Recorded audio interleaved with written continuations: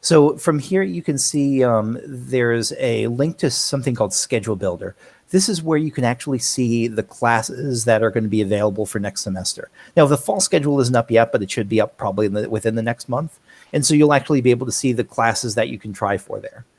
You'll be able to take classes that are intro level classes, 1 and 2,000 level courses in our designated system. So those are going to be classes geared towards freshmen and sophomores mostly at the university. And as long as you've met any kind of, sometimes the courses will have something called prerequisites where, like, to get into Calculus 2, you'll have to complete Calculus 1. And so you'll have to meet those kind of prerequisites before going into any classes. But you have a lot of freedom to pick within those courses. There's a ton of classes to choose from.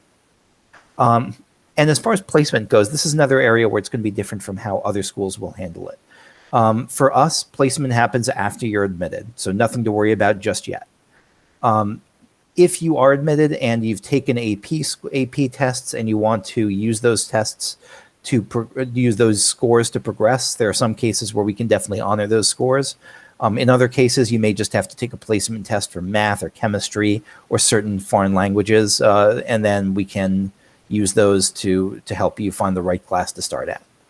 And the type of class you pick will depend just on what your interest is. If you know that you're looking to, say, register for classes that just knock out some high school requirements, you can do that. If you want to look further, let's say you know what kind of major you want to pick in college, or you want to be a pre-med, you want to go to med school, your PSEO advisor that will be assigned to you, myself or one of my colleagues, will be able to help you match up with one of those classes. We'll help you match up with classes that will knock out those requirements as well as high school requirements. Now, something I'll touch on briefly is the American Indian Studies PSEO option. This is going to be open to juniors or seniors. If you apply for this, it'll have different admission standards, different admissions requirements. But if you apply for this, you will be only allowed to take, you'll be allowed to take Dakota, Ojibwe, or intro-level American Indian Studies courses.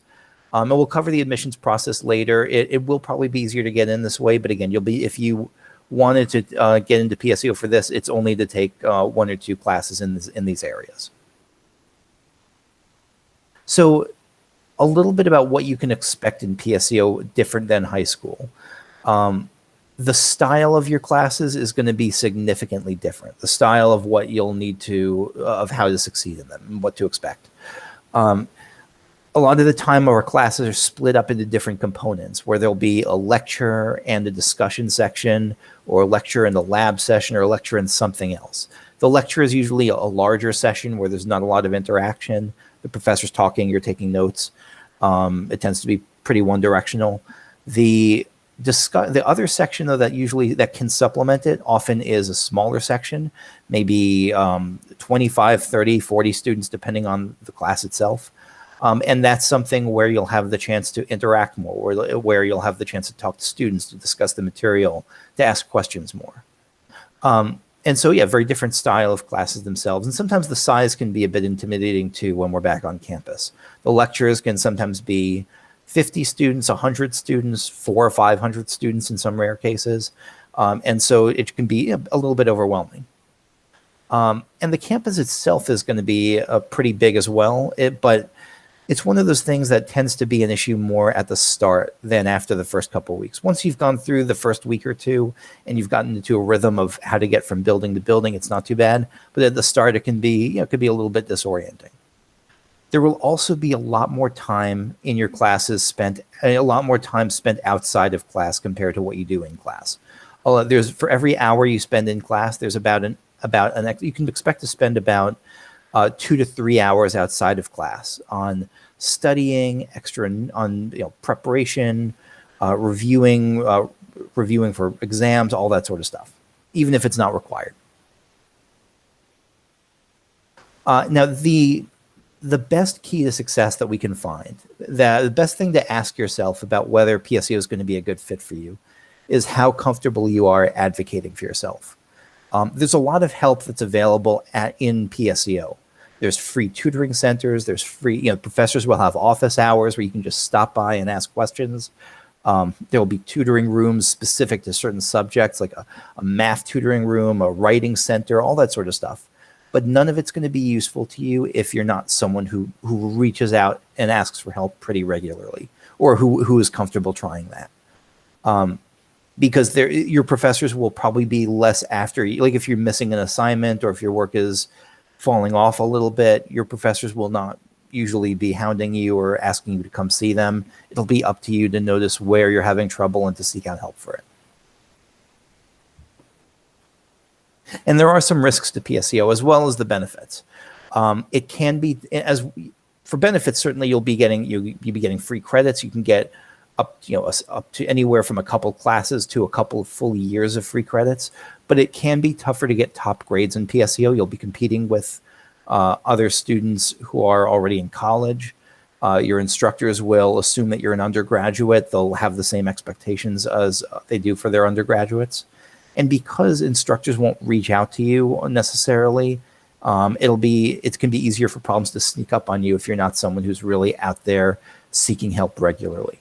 And the grades earned do follow you. Oftentimes this is a good thing. Like they can boost your prospects when you're looking at stuff after college. But let's say that you are a student who in that sample before was looking at medical school, and you do PSEO, but it doesn't go well. Those grades that you take, even as an 11th and 12th grader, are part of that transcript when you're applying to medical school. They're part of that record. And when you're applying to graduate school, to jobs, those are all part of your full college record. So a little bit about the American Indian Studies option timeline first, is that for that one, you'll be able to apply starting now. It's open on our website at z.umn.edu/AISPSEO. So if that interests you, you can apply for a June 1st deadline, and we'll get back to you kind of on a rolling basis. And you can go to the next slide. That's going to be much different from the undergraduate, from the regular PSEO, for the general PSEO process, though.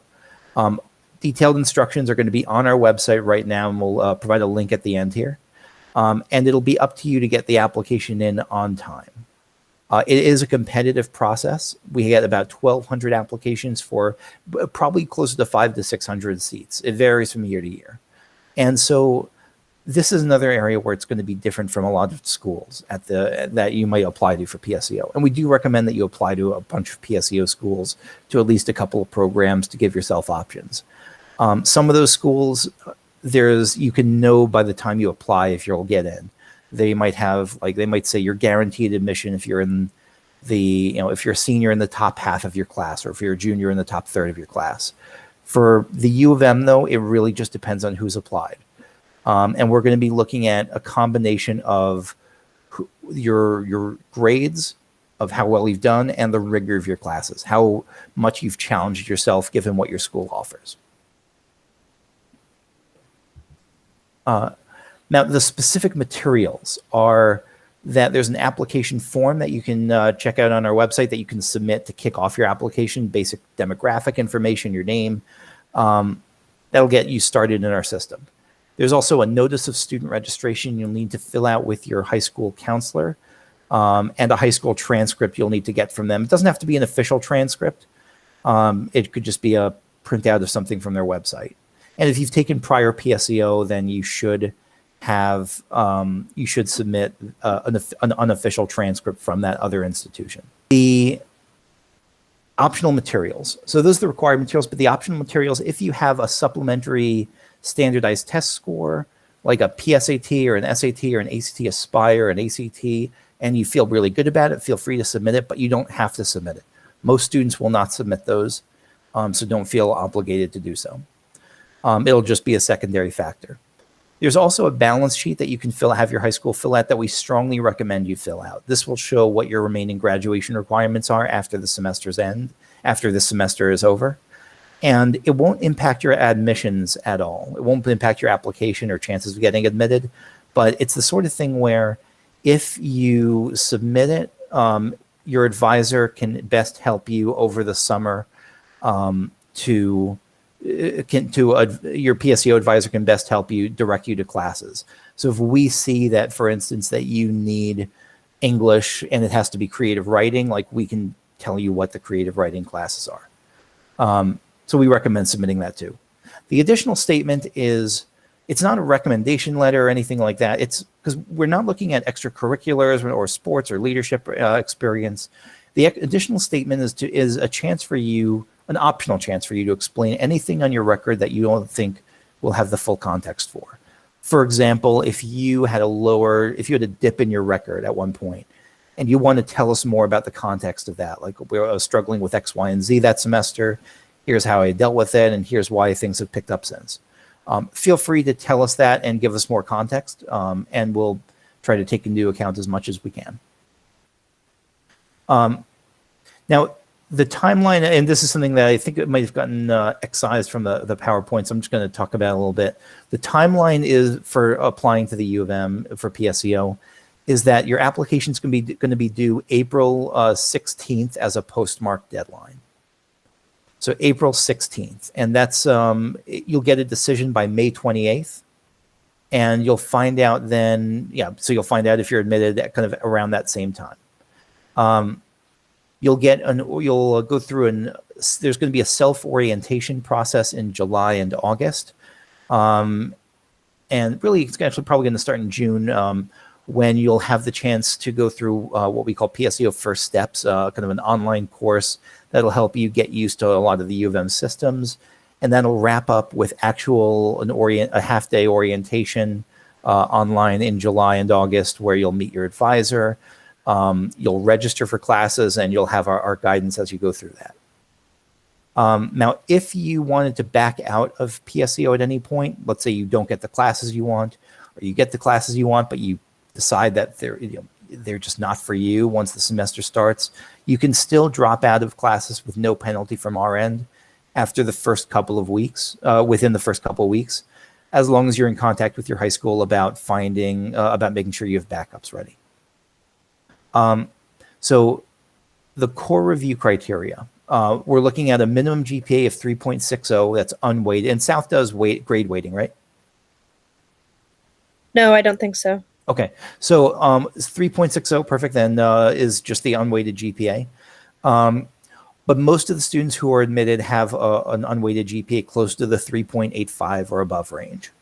But on top of that, we're also going to be looking, as I said, at your rigor of coursework.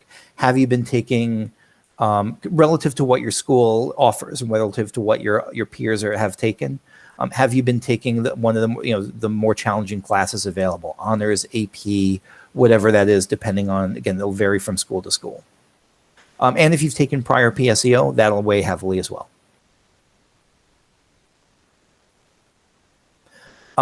Now, the AIS, the American Indian Studies PSEO option, will have a much different application set of requirements. It'll involve recommendation letters, a 2.0 GPA minimum. And so if you're interested in that, I will say to head to that z.umn.edu/AIS PSEO, and they will have we'll have more details there. And that's really I know it's kind of a bit of a bare bones, but that's kind of the gist of what I wanted to cover to start with here, just as far as what PSEO is at the U of M and how to get started applying. And so, yeah, I just wanted to open it up